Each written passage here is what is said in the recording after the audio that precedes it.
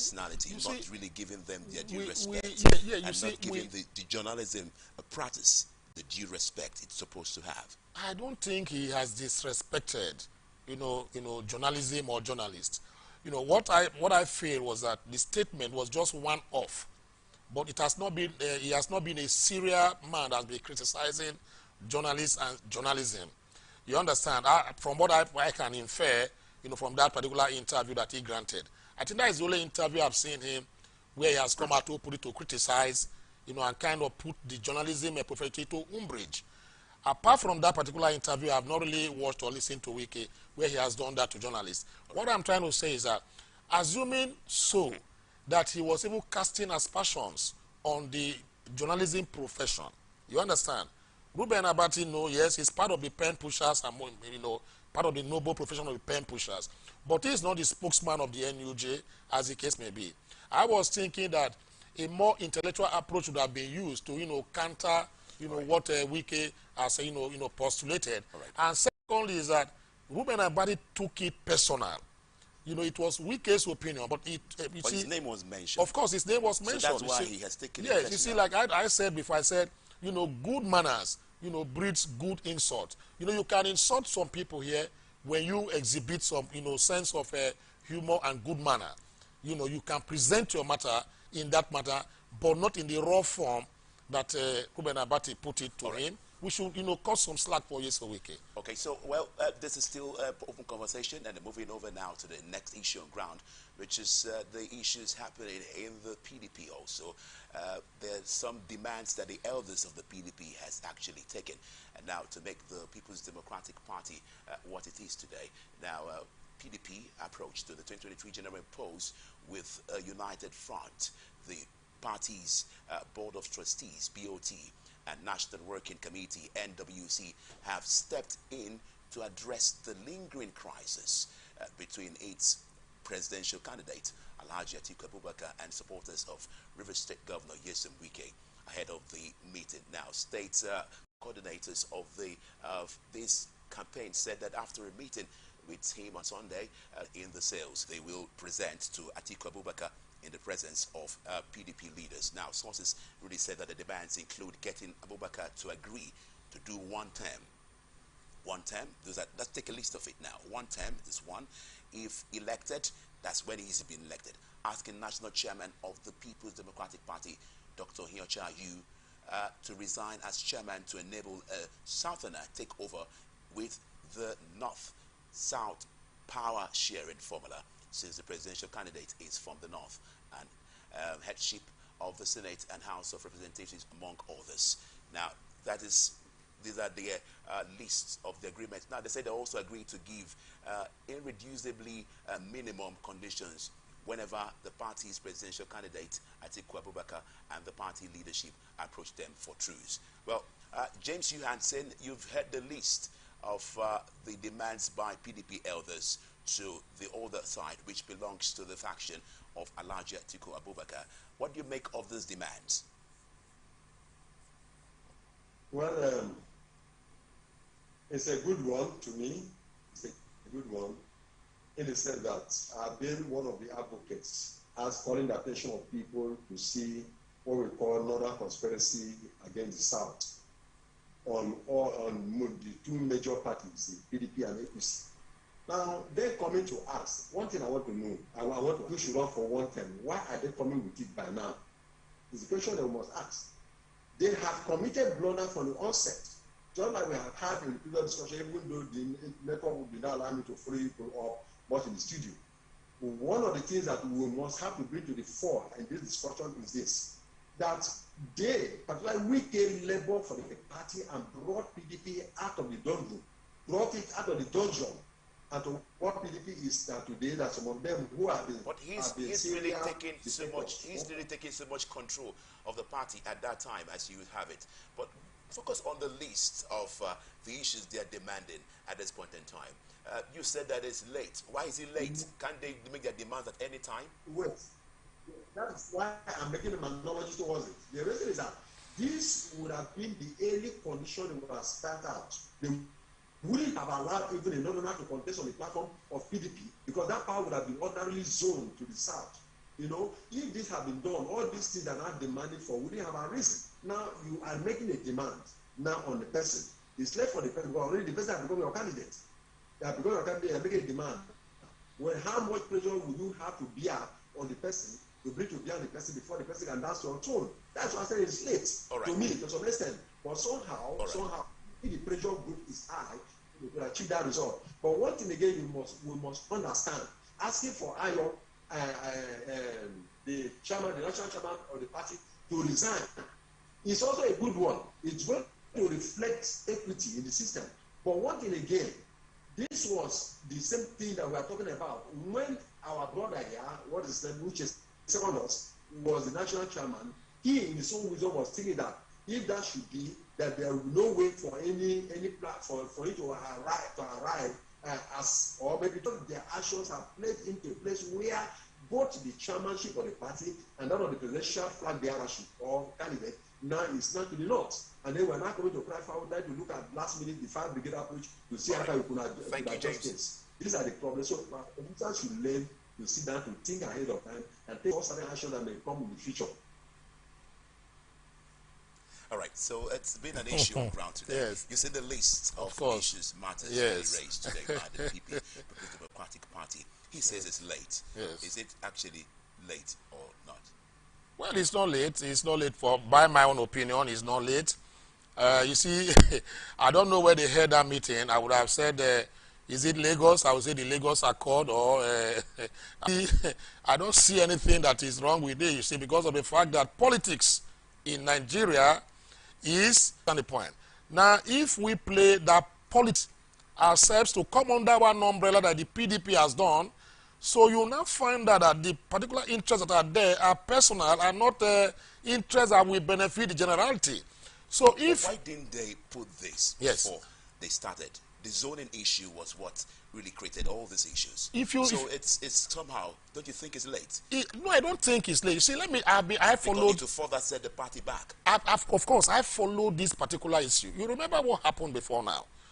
When there was a very healthy debate, you know, before the PDP primaries on about the issue of zoning. And you know that Wike has been in the forefront. The southern governors, he held series of meetings with them, and not just holding series of meetings with the PDP southern governors, he held meetings with all... Well, we'll see how they go. Yes. Do you think they will give in to this? He might not get the 4 points or 4 demands that they are asking for. But a particular one I want to stress is this.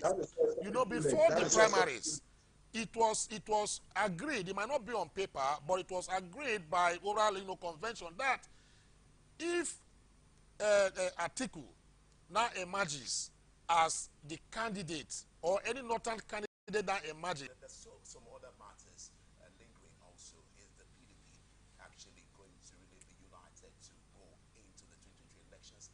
Is a question really going to be asked. We've seen the statements and the matter raised in the agreement they want, the scheduled time of agreement they want. Let's see how it will unfold. If the faction of Etiku-led PDP side will also of the party is actually taken right about now. Well, we'll come back. There's some other matters we have to raise. Also, it's the matter that have to do with the issues. PDP's problem not as bad as APC's Muslim issues. That's another issue really raised today. And both parties really have issues. Let's see which issue is any issue actually to be looked down on, or is it something that could really make or mar the party? These are issues we have to discuss today. We'll take a break at this point in time.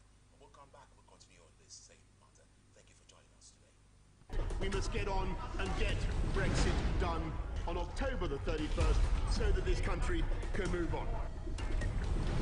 Sir, my amendment is that Mr. President should be invited to come and escalate the situation.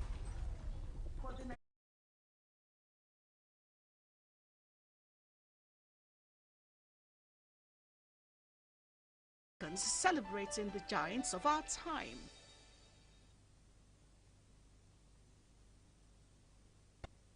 The people, the candidate, the party. The campaigns. What really makes an election year? Enough of the rhetorics. It's time for issue-based politics. 2023 elections. Who are the candidates? Take a seat, relax, and join us for the 2023 elections on Atlantic Television Network, StarTimes, DTH, Channel 194, or ATN Live on Google Play Store and all our social media platforms. Twitter is at Atlantic TV Net. Facebook and YouTube is at Atlantic Television Network. On Instagram is at Atlantic TV Network. Elections 2023 from Mondays to Fridays at 8 p.m. Election 2023. We the people have a stake.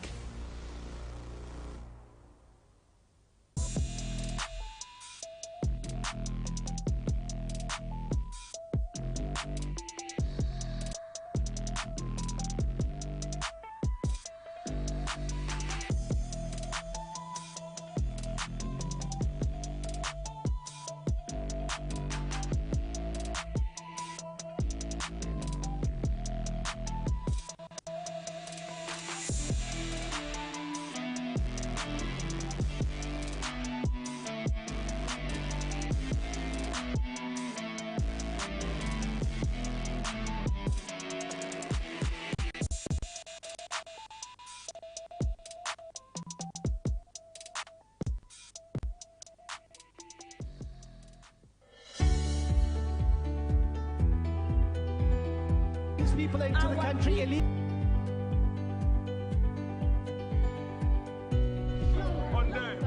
They are not picking our calls. They made up their minds.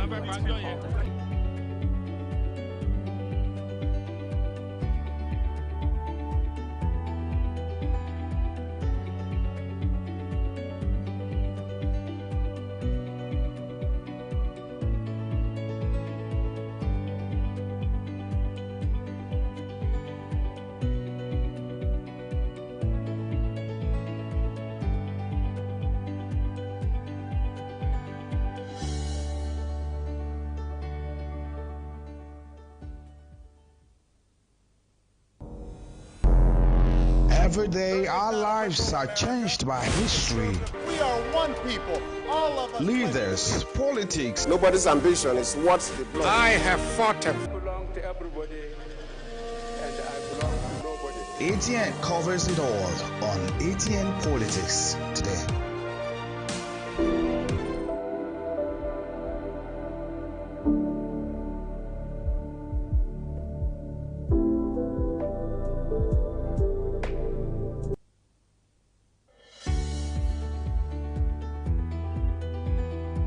People into the country illegally. That is amazing. You human trafficker. Honorable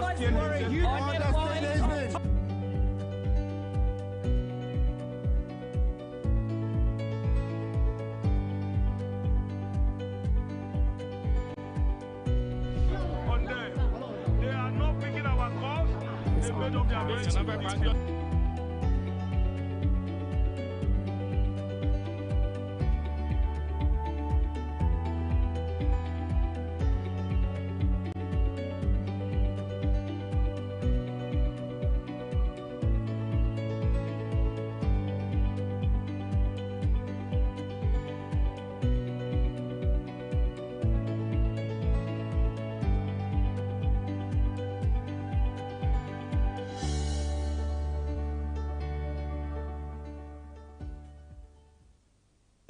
From the line across the ocean and beyond the mountains, through the Sahara, we bring on-the-spot news, live analysis, expert discussions on trending stories in politics, business, socio-economy, sports, and documentaries. So catch all the updates on the happenings around the globe. Stay focused on the fact today, only on ATN.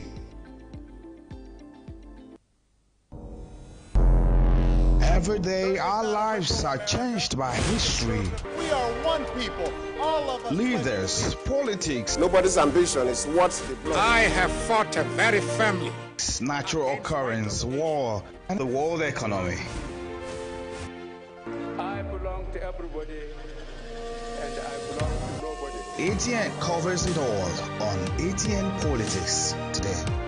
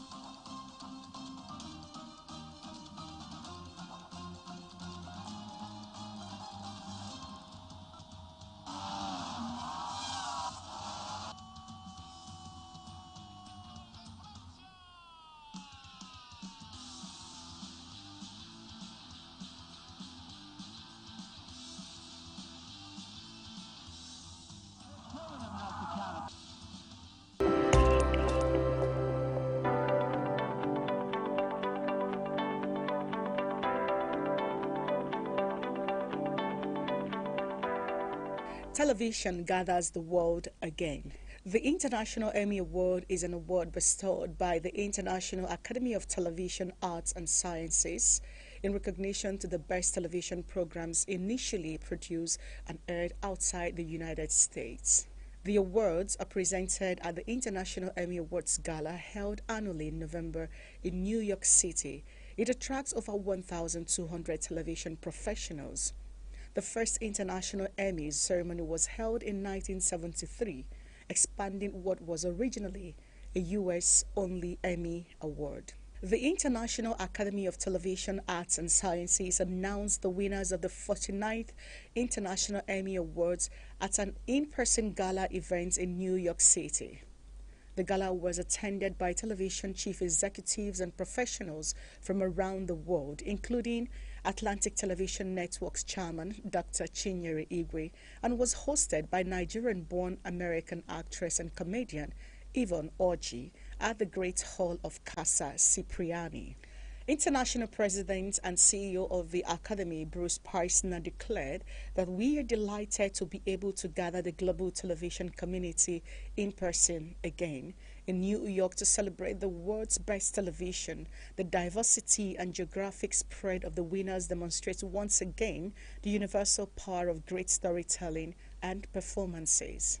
I would also like to thank the Academy and everyone on the team who worked so hard to make this event. The test of the awards was the 49th edition. The International Emmy Awards 49th ceremony, which took place on November 22, 2021 at Casa Cipriani in New York City. It's open for all category 1. It recognizes excellence in television programs produced between the dates of January 1, 2020 and December 31st, 2020. The nominations were announced on September 23rd, 2020 with 44